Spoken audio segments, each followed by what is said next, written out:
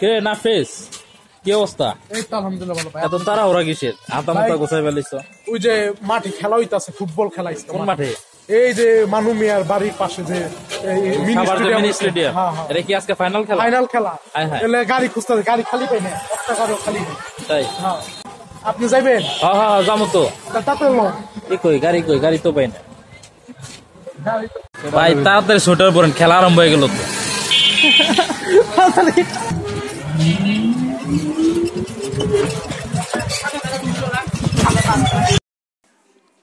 আসসালামু আলাইকুম, সবাই কেমন আছেন? আলহামদুলিল্লাহ, আপনাদের দোয়ায় আমিও ভালো আছি। নতুন আরেকটি ভ্লগ নিয়ে আপনাদের সামনে হাজির হলাম।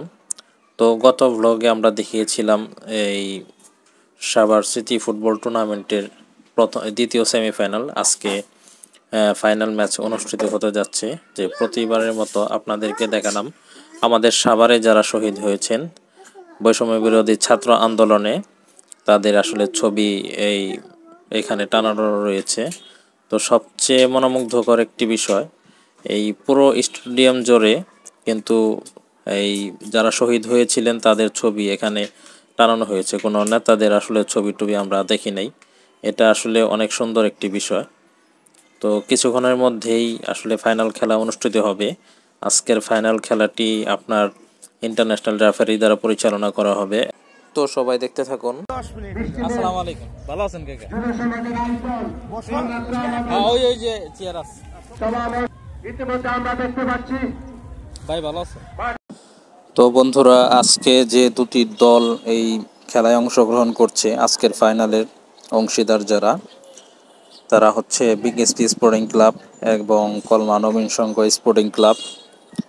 সাদা জার্সি পরিচিত খেলোয়াড় যাদেরকে দেখতে পাচ্ছেন, তারকায় ঠাসা একটি টিম কলমা নবীন সংঘ স্পোর্টিং ক্লাব, এবং লাল জার্সি পরে আজকে মাঠ মাতাবেন সেই তরুণ তুর্কিরা, বাংলাদেশের ভবিষ্যৎ প্রজন্ম বিকেএসপি স্পোর্টিং ক্লাবের খেলোয়াড়রা। কলমা নবীন সংঘ স্পোর্টিং ক্লাবে কিন্তু আজকে বিদেশি রয়েছেন চারজনই নাইজেরিয়ান, এবং একজন আছে 10 নম্বর জার্সি পরিচিত প্লেয়ার, আপনার যাকে দেখতে পাচ্ছেন, বাংলাদেশ ন্যাশনাল টিমের প্লেয়ার মোহাম্মদ জুয়েল। সে কিন্তু ফরওয়ার্ড লাইনে খেলে থাকেন। তো গ্রুপ পর্বের ম্যাচে কিন্তু জুয়েলের একটি হ্যাটট্রিক রয়েছেন। তো এরই সাথে বাংলাদেশের প্রখ্যাত ধারাভাষ্যকার কুমার কল্যাণ, উনিও কিন্তু আজকের এই মাঠে ধারাভাষ্য দিবেন। তো আমরা সকলে আসলে এই খেলাটা উপভোগ করব। আর খেলাটা আমি আবারও স্মরণ করিয়ে দিতে চাই, এই খেলাটা কিন্তু এই বৈষম্য বিরোধী ছাত্র আন্দোলনের যারা শহীদ হয়েছিলেন তাদের স্মৃতিস্মরণে আজকের এই ফুটবল ম্যাচ। আর পুরো স্টেডিয়ামের আশেপাশে যে ছবিগুলো আপনারা দেখছেন, আমি খানিকটা দেখিয়েছিলাম, দূর থেকে হয়তো বা কিছুটা দেখা যায়। পুরোটাই কিন্তু পুরো স্টেডিয়াম জুড়ে কিন্তু আমাদের সাভারের যারা এই শহীদ হয়েছেন তাদের ছবি আসলে পুরো স্টেডিয়াম জুড়ে টানানো হয়েছে।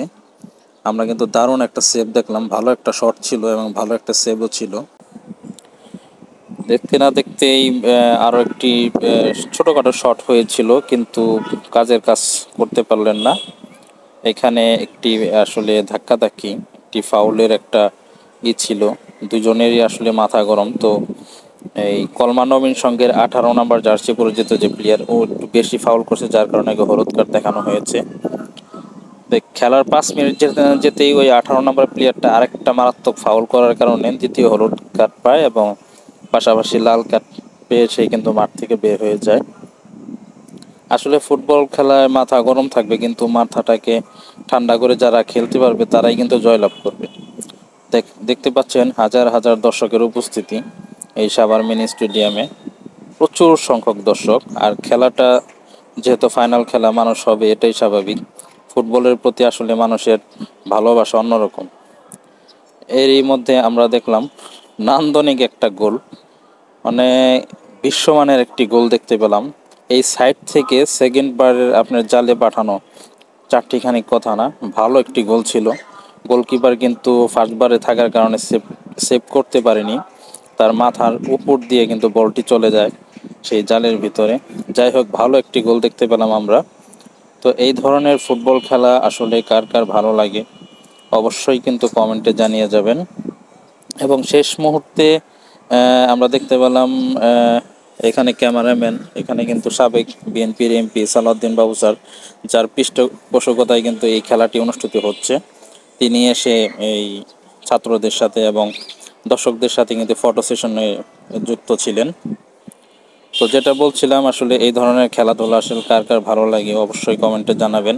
আর শেষ মুহূর্তে এসে কলমা কিন্তু একটা গোল দিয়ে দেয়, একটা গোল পরিশোধ করলো, কিন্তু হাতে সময় ছিল না মোটেও 1 মিনিট আগে। আর বলতে না বলতে রেফারি শেষ বাঁশি। তো সবাই ভালো থাকবেন, সুস্থ থাকবেন। আজকের ভিডিওটা এই পর্যন্তই, সকলকে বিদায় জানিয়ে শেষ করব। আসসালামু আলাইকুম ওয়া রাহমাতুল্লাহি ওয়া বারাকাতুহু। আল্লাহ হাফিজ।